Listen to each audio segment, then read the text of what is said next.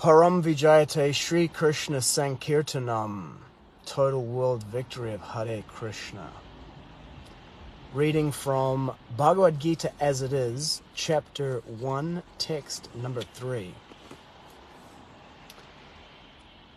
Pasyaitam panduputranam acharya mahatim chamum vyudam drupada putrena tavashishyena dhimata.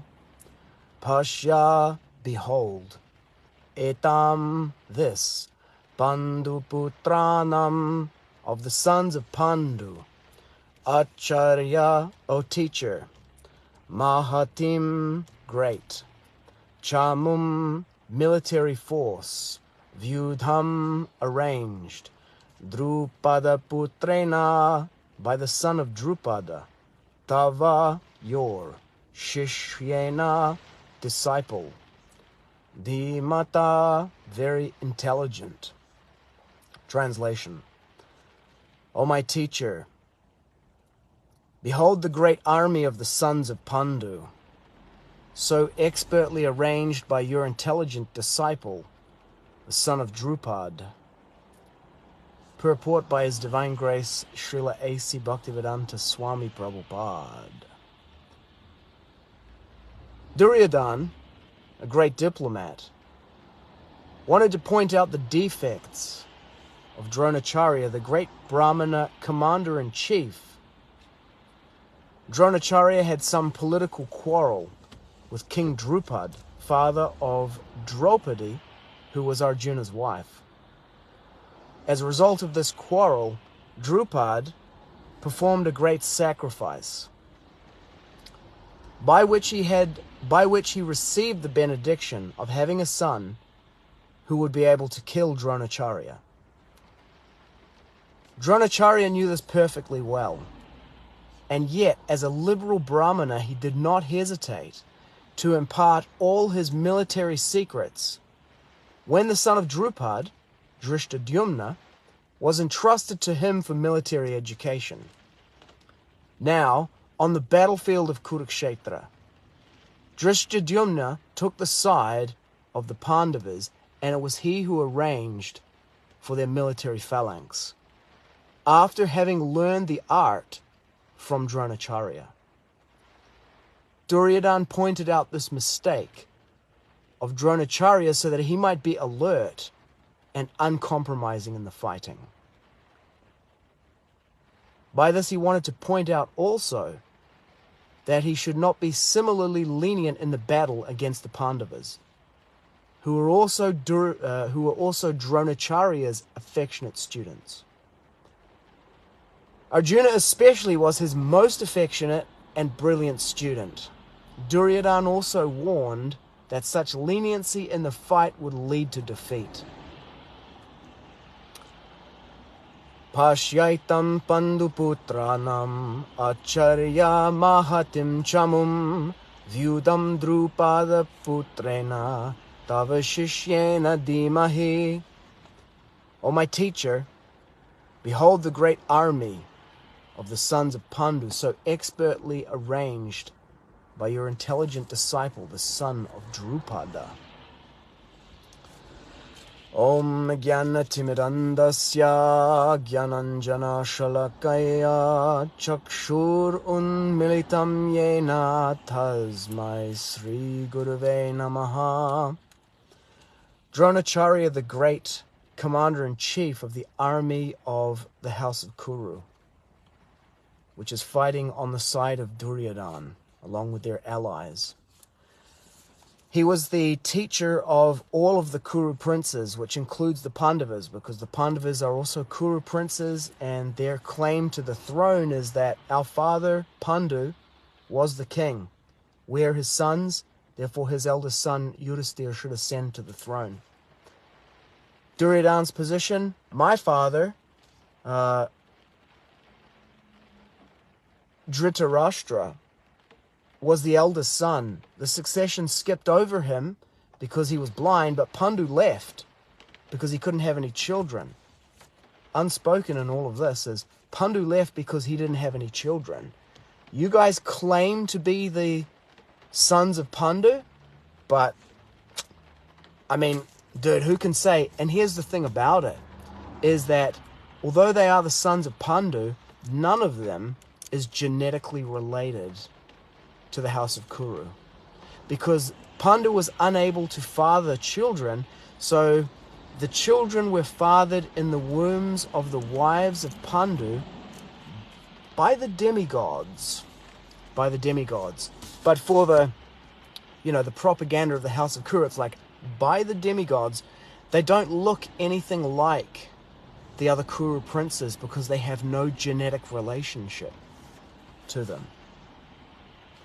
If they did a Netflix adaptation of this, they could make Bhima completely black, and then Sahadev and Nakula could have red hair and make them look absolutely nothing like the other Kuru princes. The other Kuru princes look like the line of the Kurus. They look like Bhishma. They look like Bhishma Dev. They're genetically related to him. They look like Dhritarashtra. They don't, and then the sons of Pandu don't look anything like them. So this is another factor that's involved here. But the claim that is staked to the throne of the Pandavas is purely on the basis of religious principles, because in the Manu Samhita it says that the child that is sired in the womb of the wife of a man belongs to the man who is the husband of the wife. And the analogy that's given in the Manu Samhita is, it says, just as if someone sows seed in a field, the plants that grow from that seed belong to the owner of the field. In the same way, the seed that is sown in the womb of a woman belongs to the owner of the woman. Because, according to this worldview of the Manu Samhita that's expressed in there, the wife is the protectorate of the husband, and he has the responsibility of protecting her completely. Just like if you are the owner of a dog or a car or a house or any other thing, you're completely responsible for it in every aspect.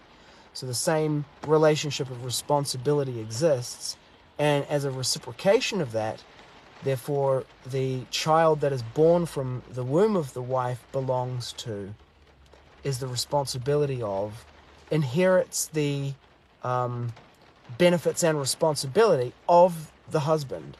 So because Pandu is the legal husband, religious and legal husband of these women, the children that are born from the wombs of these women are his children. And they should receive the benefit of ascension to the throne. It's very easy from a modern perspective to say something like, oh, owning the woman, and like that sounds horrible, but you need to understand also that what that means is that these children have the right to ascend to the throne of their father, Pandu, even though they look nothing like him. So a modern kind of thing might be like, well, they're not genetically related. They are not genetically related, but on the basis of religious principles, they are the sons of Pandu, and they should ascend to the throne. This is the crux of the matter, that it is a battle of religious principles over bodily identification. Because on the basis of pure bodily identification, these children look nothing like the Kuru princes. They're genetically unrelated to them. But on the basis of religious principles, they must be accepted as the heirs to the throne. That is the crux of the battle that is taking place here.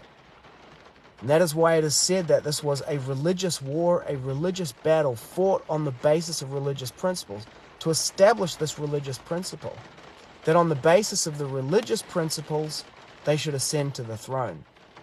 But then when people look at them, they're just like, you want us to put this red-headed stepchild on the throne? He doesn't look anything like a Kuru prince. Whereas Duryodhana is obviously a Kuru prince, and he is the eldest son of the eldest son. And so they argued on that basis. And that caused the breakdown here and why this is not simply a matter of like opinions or a fight between personalities. It is literally a fight between bodily identification and adherence to dharma or religious principles over the very intuitive and very obvious thing that everyone can see for themselves. I can imagine Duryodhana pitching it like, or supporters of Duryodhana, it's like, really, you want to put this guy on the throne? Take a look at him. He doesn't even look anything like a Kuru prince. Whereas Duryodhana is obviously a Kuru, and he is the eldest son of the eldest son. But then the counter-argument is, but according to religious principles, Yudhisthira must be accepted as the heir to the throne. And besides that fact, Yudhisthira is very qualified. Yeah, but he doesn't look like one of us. It's like, yeah, okay, you know? Oh man, you're going to betray the family? Like, really? These people are really part of the family? No, they're not. Come on. Who are we kidding here? They came out of the forest. Who knows where they came from? Was Pandu even still alive? Like, you know, when they were sired? Like, you know, were they even born from these women? Who even knows, you know? We don't even know where they came from. This woman could have come back from the forest with these children that she got from anywhere, and now she wants to collect the throne as her, you know, retirement plan.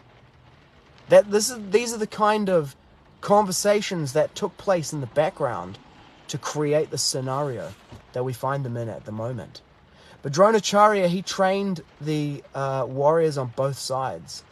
And Drishtadyumna, the son of Drupad, who is the architect of the military formation and the strategist of the Pandavas, was actually given a benediction, was born as a benediction, that he was the one who would kill Dronacharya. And even knowing that, Dronacharya trained him anyway. This is the kind of level of counterintuitive action that takes place on religious principles. As a liberal Brahmana, it is my duty, even knowing this. So this is an example where religious principles trumped bodily identification. But the central crux of the battle here on the battlefield is that in the case of the ascension of Duryodhana to the throne, bodily identification is trumping religious principles. So that is why Dharmakshetre Kurukshetre Samaveta Yuyutsavaha. In the field known as Dharmakshetre, the field of religion, Kurukshetre, the place of pilgrimage known as Kurukshetra, the field of the Kurus, the irreligious Kurus will be weeded out.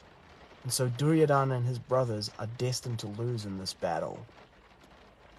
Param Vijayate Sri Krishna Sankirtanam, total world victory of Hare Krishna.